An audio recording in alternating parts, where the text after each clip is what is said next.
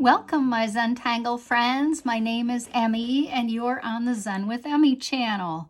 I have an exciting day today because I really love this pattern. I actually love all these patterns, but this one's been around a while, and it's just a big pleasure to show you how I would do the pattern. It's called Puffle by Sandy Hunter, and let's grab the keepsake that we're going to put in our notebooks. Puffle has a variety of ways you can do this, but mostly what's fun is to start with one curve up like this, and then come down here and make a big bag. Try not to work too small, like it's like a teardrop or a sack or something. I'm going to continue my line and come up again and join here. Do this again. I'm going to continue my line down here and join here. And again. And you may find, like I do, that it's easier to do this as one motion. And then end it where you want to. I also think filling is fun, and it's like this, although there are variations. I like to come along here and end up with that middle area darkened on each of them. And then some people like to put a dark area in the middle. Let's do that again up here.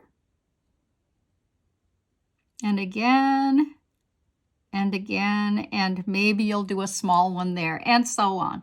Let's talk about version number 2. This is called one lobe. Let's do 2. The way you do 2 is you start the same way by coming in the air like this, but then I'm going to make hearts. I'm going to come down here and make a heart. Back up, continue. I'm going to stop my pen here a minute, let you catch up. Do it again.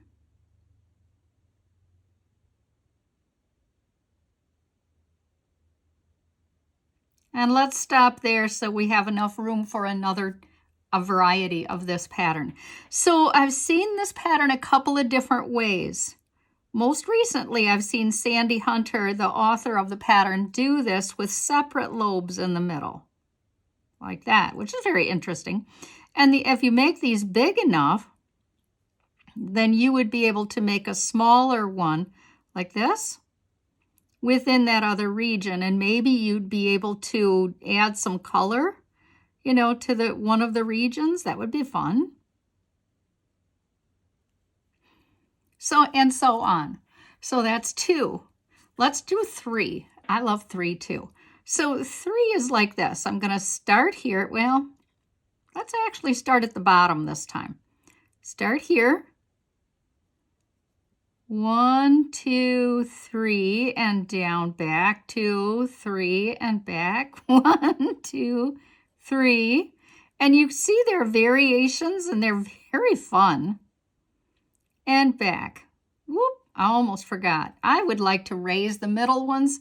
That will obviously take a lot more time and practice, and I really just want to be able to show you how you do this. She makes all the lobes have a center that's different. So you come along here like this. There's a lobe within, and another, and another. Frankly, I probably would do it a little differently. I really think, for example, this heart one, if I was to do that myself, I would make a series of hearts inside, and that would be my personal choice. I would do the same thing with this 3. I would go heart, heart, heart, and back in, heart, heart, heart, and back in like that. I like that look better. Now that's, just personal preference. I also would probably on this darken this one. I think that would be really cool looking.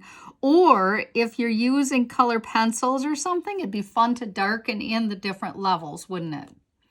So this is one that I made when I had just a little extra time to share. So this is just, flux maybe. This is just lines because I think a contrast is a big deal. And here is my version of Puffle. So that's kind of meant to be like piano keys. And this is the one I'm actually going to do today, this one here. Let me show you what I did making this into a flower coming out of the flower. It's like, you know, a baby coming out of there, so to speak. And that's very easy to do, and sure, you can shade, but I'm not even sure if I'd do much with shading. I'm more likely to want to darken that and leave a little light in here like this. I would like that look better. So I would save my shading for some of the other patterns that we have. So let's get started on our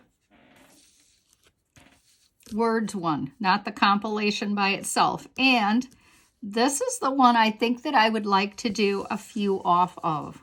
So I'm going to take a corner here and maybe another one. Come out here with a stick. And then I'm going to go back and have another stick. I need to keep my work in front of me, so I'm going to turn it here. And this is what I'm going to do. I'm going to come out. Watch, I'm coming back just a touch. And I'm going to loop and loop and loop and maybe let them get bigger. Watch, loop and loop back to the middle. A little bit larger. Do it again. And loop again. And tie it off anytime, because look, it kind of ends up to be a little different now, doesn't it? So I did go with a thinner pen in here. Let me grab that for you. This is a 005. Oop, hello. Oh, it isn't either. Oh, my 005 is not handy. Okay, let me show you what I would do, or will do. I'm going to make a small one in here on each of them, and I really don't think it's going to take more on this one that I did. Cute. It's just like that ribbon candy, don't you think? I love it. Let's see about another one. I don't think it'll go there or here, so I'm going to make another one come off of here. So that means I'm going to have to go behind again, make a second stem, go behind, and then turn my work so that I can have a, remember I want the pod to start here and come across these two. See, I'm going to come across like that, take it out and back to the middle. I'm at the middle with my pen. It's like I've mentioned before, it's so much easier to do this in one motion. I am sorry if I got ahead of anybody, but that is the way. It's going to be so cute. Let's go ahead and put these little centers in for my pod. Now you know your work and you know where you have room for things, but so put it somewhere cute in here. This would be another spot that would be really cute, or this. Lots of cute places that you could put this fun treatment, or you could do a ribbon tangle back and forth. You could do a ribbon over here. Anyway, I could get all carried away with this, but Puffle is a fun pattern. I hope you've enjoyed it, and I am so excited that you're with me for the challenge, day 15. Have a nice evening. I'll see you tomorrow. Bye, friends.